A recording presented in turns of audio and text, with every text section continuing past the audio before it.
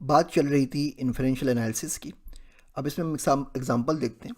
तो एक बड़ी बैड एग्जांपल होगी कि अगर आप सेंसस डेटा को यूज़ करते हैं और उसकी डेटा की मदद से, क्योंकि सेंसस के अंदर तो इंटायर पॉपुलेशन आ गई ना, पूरे मुल्क की तमाम आवाम आ गई, अब उसमें आप इन्फर करते हैं तो इन्फर करेंगे क्या? पॉपुलेशन जितनी थी आपने सबको काउंट कर लिया।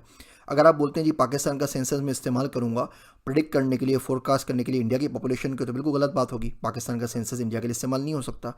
या अगर आप बोलें जी मैं सिंध का सेंसस यूज़ करूंगा पंजाब की पॉपुलेशन को एस्टिमेट करने के लिए, तो ये बात भी गलत होगी। हाँ, अच्छी एग्जांपल क्या हो सकती है कि आप छोटा सा एक सैंपल में से एक सैंपल टुकड़ा लीजिए उस पूरी सेंसस पॉपुलेशन में से, और उसके बाद उसको इन्फर करें। आप बोल सकते हैं कि मैंने 18 से 25 साल के लोगों का सेंसस का डेटा लिया है और देखा है कि वो लोग कितना कमा रहे हैं, और ये डेटा लिया है मैंने कराची से।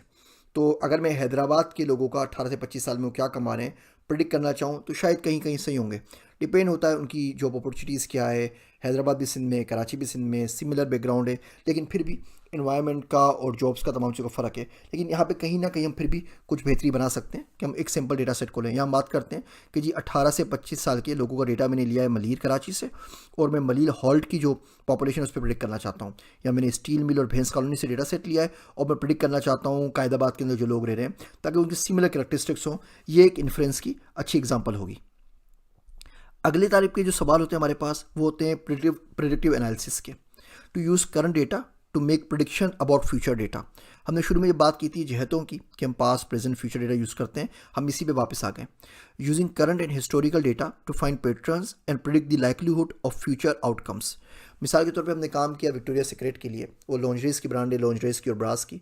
तो उन्होंने डेटा दिया कि जी तमाम ये सेल्स का डेटा हमारे पास है, पिछले साल इतनी औरतें आई थी, उन्होंने इतनी प्रोडक्ट्स हमसे परचेज़ किए हैं, इतनी पॉपुलेशन ग्रोथ है, तो आप बताइए अगले साल कितने हम ऑर्डर कर सकेंगे। हमने पाकिस्तान के झंडे की 14 अगस्त के ऊपर मिसाल पढ़ी। हम इस पर बात कर सकते हैं शबरात पे कितने पटाखे हमने फोड़े थे।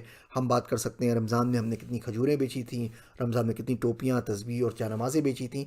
तो तमाम पास डेटा को इस्तेमाल करके हम प्रिडिक्ट या फोरकास्ट करने की कोशिश कर रहे हैं फ्यूचर को। हम इलेक्शन के ऊपर ये काम करते हैं। पिछले इलेक्शन में पाकिस्तान का टर्नओवर रेट क्या था, कितने लोग घरों से निकले उन्होंने वोट किया, कितने लोगों ने पीएमएल नून को, पीटीआई को, जमात इस्लामी को, एएनपी को या किसी और जमात को वोट दिया, कितने लोगों ने रिलीजियस जमातों को वोट दिया, कितने लोगों ने पाकिस्तान पीपल्स पार्टी और एमक्यूएम को वोट दिया। अब क्या हम सोचते हैं कि कितने लोग इस पर्टिकुलर कॉन्स्टिट्यूंसी से, एनए 255 से, एनए 112 से, कसूर से, जंग से, झेलुम से, सखर से किस पार्टी को वोट देंगे। तो ये तमाम फोरकास्टिंग होगी। Additionally there are many ways to build a prediction models with some being better or worse for specific cases. But in general, having more data in simple model generally performs well at predicting future outcomes. इसमें आप ये highly depend करता है कि आप किस चीज़ को predict कर रहे हैं, किस इंडस्ट्री में कर रहे हैं, और आपके पास उससे मुतालिक क्या डेटा अवेलेबल है। जितना रिच आपके पास डेटा होगा, जितना ज़्यादा डेटा आपके पास होगा, उमूमन उतनी बेहतर आप इसके ऊपर प्रिडिक्शन कर सकेंगे। लेकिन ज़्यादा डेटा भी डिपेंड करता है। मिसाल के तौर पे आप बोलें जी सन 1850 से मेरे पास डेटा है गाड़ियों के सेल का, तो 1850 के अंदर तो गाड़ियाँ होती ही नहीं थी, होती भी तो वो स्टीम से चलने वाली एक दो होती थी। अब ज़्यादा उसके डेटा को अब 2022 के डेटा से तो मैच नहीं कर सकते। A common saying is that prediction is hard, especially about the future. There aren't easy ways to gauge how well you are going to predict an event until the event has come to pass. So evaluating different approaches or model is a challenge. Clearly बात है, gap का इल्म किसी के पास नहीं है, और ना ही हम एज अ डेटा साइंटिस्ट ये दावा करते हैं कि गैप का इल्म हमारे पास है।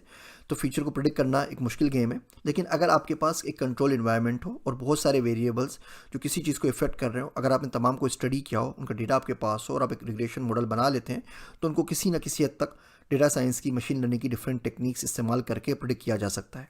मिसाल के तौर पे मैं आपको बोलूँ कि पाकिस्तान इंडिया का क्रिकेट मैच हो रहा है और आपको उसका आउटकम प्रिडिक्ट करना है, तो अब ये देखेंगे कितने खिलाड़ी हैं, ये खिलाड़ी आमने सामने कितनी मरतबा आए, कितनी मरतबा आसिफ ने और सलमान ने और रिजवान ने इंडिया के ख़िलाफ़ सेंचुरी की है, कितने लोगों को शाहिन आफरीदी ने आउट किया है, इनके खिलाफ विराट कोहली कितने रन बना सका है। इन तमाम चीज़ों को मिक्स एंड मैच करके आप बता सकते हैं कि जी प्रोबेबिलिटी है कि पाकिस्तान जीत जाएगा 55% है, इंडिया जीत जाएगा 45% है, एंड देन विल सी।